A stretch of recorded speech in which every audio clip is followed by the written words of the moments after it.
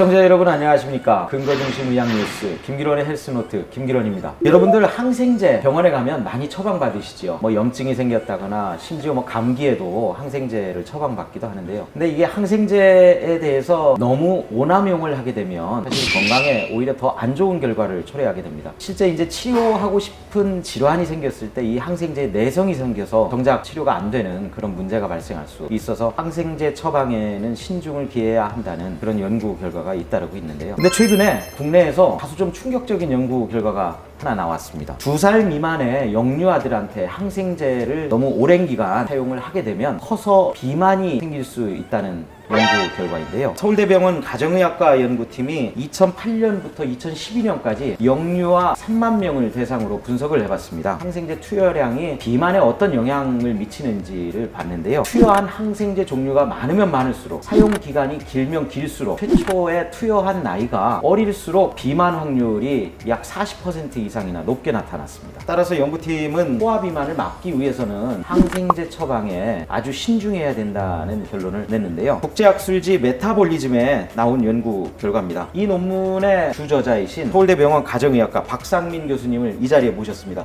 박 교수님 안녕하세요. 네, 안녕하세요. 예, 제가 모두에도 뭐 충격적이다 이렇게 말씀을 드렸는데 사실 항생제를 너무 많이 쓰게 되면 내성이 생기는 문제에 대해서는 누구나 알고 있을 텐데 어린아이들이 많이 투여받게 되면 비만이 생길 수 있다. 네. 이 부분은 또 새로운 위험 신호인 것 같아요. 네, 그렇습니다. 예, 소아비만이 사실 여러 가지 문제를 일으킬 수 있기 때문에 비만을 막아보자는 거 아닌가요?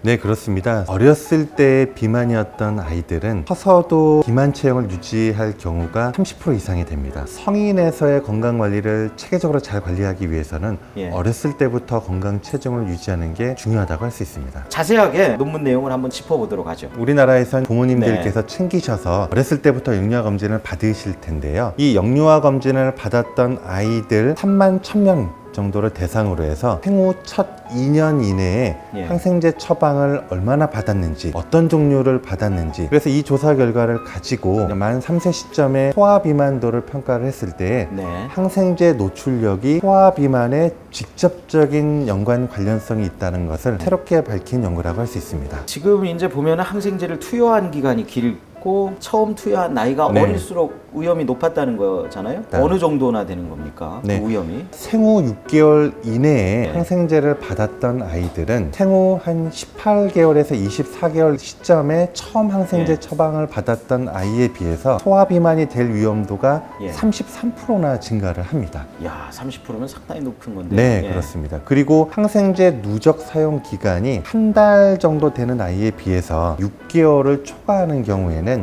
소아비만 확률이 40% 이상 높았고, 항생제 종류에 있어서도 한 가지 종류를 받았던 아이들에 비해서 5가지 종류를 처방받은 경우는 소아비만 확률이 42% 증가하는 것으로 나타났습니다. 아, 그런데 궁금한 게 6개월 동안 항생제를 처방받을 수도 있나요? 네, 이런 경우는 우리가 보통 감기 걸리게 되면은 의원이나 병원에 갔을 때 항생제를 일주일 정도 처방받는 경우가 꽤 있습니다.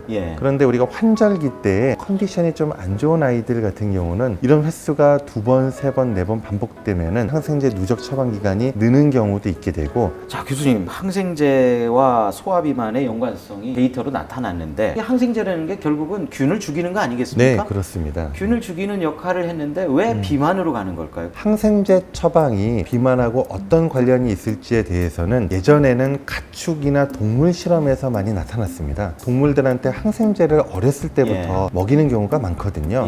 사람한테는 정말 이런 관련성이 있을까에 대해서 몇 년 전부터 미국 등에서 연구가 있었는데 실제 이와 관련된 기전에서는 장내 미생물에 영향을 많이 주기 때문에 이런 영향이 나타날 거라고 추정이 되고 있습니다. 장내 미생물 같은 경우는 우리와 공생관계입니다. 우리에게 유익한 장내 미생물이 잘 번식을 해야지 우리 몸에도 대사적으로 이득을 가지게 되는데, 항생제 처방을 하게 되면은 장내 미생물 중에 유익균이 먼저 죽게 되는 경향이 있습니다. 예. 자, 그러면 이제 우리나라 영유아들 만 24개월 이하의 연령대에서 항생제 처방률이 어떻습니까? 네, 우리나라 영유아 항생제 처방 건수는 전 세계적으로 예외적으로 높은 걸로 잘 알려져 있습니다.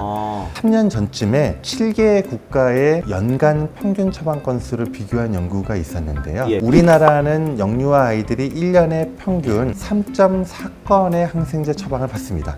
우와. 그런데 예. 이 건수는 예. 노르웨이 같은 경우는 0.5건 이내, 그리고 미국이나 독일은 1건 정도 받고, 이탈리아나 스페인 같은 경우는 예. 1.5건 정도 받는데 최대 7배나 높은 항생제 처방 건수를 기록을 하고 있습니다. 야, 이런 항생제 처방이 아이들의 소화 비만뿐만 아니라 항생제 내성 문제도 일으킬 수 있는 네. 것일 테고요. 야, 여러 가지로 참 경각심을 가져야 되는 문제가 아닌가 싶습니다. 그러면 우리나라에서 이렇게 유독 항생제 처방률이 높은 이유가 있을 텐데요. 어떻습니까? 네, 우리나라에서 영유아뿐만 아니라 성인에서도 예. 예, 항생제 예. 처방률이 높은 이유는 감기에 걸렸을 때에는 세균성이 아니라 바이러스성 감염이기 때문에 항생제가 감기를 낫게 하는데 효과가 없습니다. 우리나라 국민들께서 예. 과거부터 항생제 처방을 받거나 예. 또 약을 받은 것을 제대로 된 의료 서비스를 받았다라고 느끼시는 게 좀 많은 것 같습니다. 의원이나 병원에서도 네. 항생제 처방을 하지 않으면은 예. 왠지 환자나 보호자로부터 좀 불만을 표시를 받는 경우가 그렇죠. 있기 때문에 항생제 예. 처방이 많다라고 생각이 되고, 내 아이가 감기 치료 받았을 때 항생제 처방을 받아야 아이를 위한다라는 예. 그런 마음이 있기 때문에 그렇지 않은가라고 생각을 합니다. 실제 교수님 같은 경우에는 진료를 보시다가 항생제 좀 잘 듣는 약 좀 주세요. 네. 뭐 이런 거 많이 뭐 센 약, 센 약 달라는 네. 얘기를 많이 들으셨을 것 같은데 교수님은 어떻게 하십니까? 그런 경우? 네, 예전에는 감기 환자에서 항생제 처방을 원하시는 분도 꽤 많이 있었습니다만 예. 최근에는 그런 부분이 좀 다행히도 줄어드는 것 같습니다. 그리고 그리고 많은 의료진들도 항생제 처방이 오히려 해를 끼칠 수도 있다 라는 부분을 환자들한테 예. 좀 설명을 해주는 경우가 늘면서 점차 감기에서 항생제 처방률은 줄어드는 경향이 있는 걸로 알려집니다. 교수님, 그럼 아이를 두고 있는 부모들이 이제 아이가 아파서 병원에 이제 가가지고 콧물이 빨리 떨어질 수 있는, 빨리 나을 수 있는 약을 네. 주세요, 이런 식으로 이제 얘기를 하는 경우가 많은데, 한번 이 항생제 오남용을 줄이자는 취지에서 권고의 말씀 좀 한번 해주시죠. 어렸을 때에는 예. 감기에 많이 걸리죠. 그런데 항생제 처방은 이 아이의 감염이 세균성 감염이 의심이 됐다라고 의사가 판단했을 때 의학적 목적을 갖고 네. 의사의 판단에 따라서 항생제 처방을 받는 게 필요합니다. 오히려 아이들한테 소화비만과 같은 장내 미생물층 불균형을 초래해서 소화비만을 야기할 수도 있는 해를 끼칠 수도 있기 때문에 항생제 처방과 관련된 부분은 꼭 필요한 의학적 목적에 따라서 필요한 기간에만 처방받는 게 필요하다라고 말씀드릴 수 있겠습니다. 네, 아기를 둔 부모님이 계시다고 하면 우리 박 교수님의 말씀을 잘 새겨 들으셨으면 좋겠습니다. 무작정 감기에 잘 듣는 약 또는 센 약을 달라고 하실 게 아니고요. 아이들의 건강한 미래를 위해서 가급적이면 무분별하게 하지 않도록 세심하게 주의를 기울이시는 게 필요할 것 같습니다.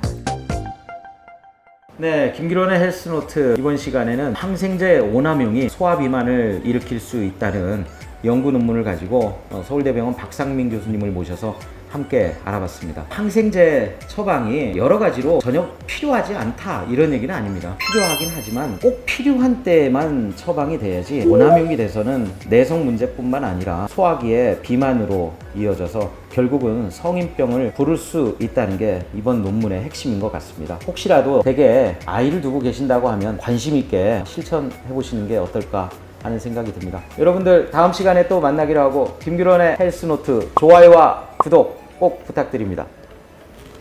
좋아요. 또 처음 해봅니다. 야, 첫 출연은 저하고 해주셔서 고맙습니다. 초청해 주셔서 영광입니다. 감사합니다. 네.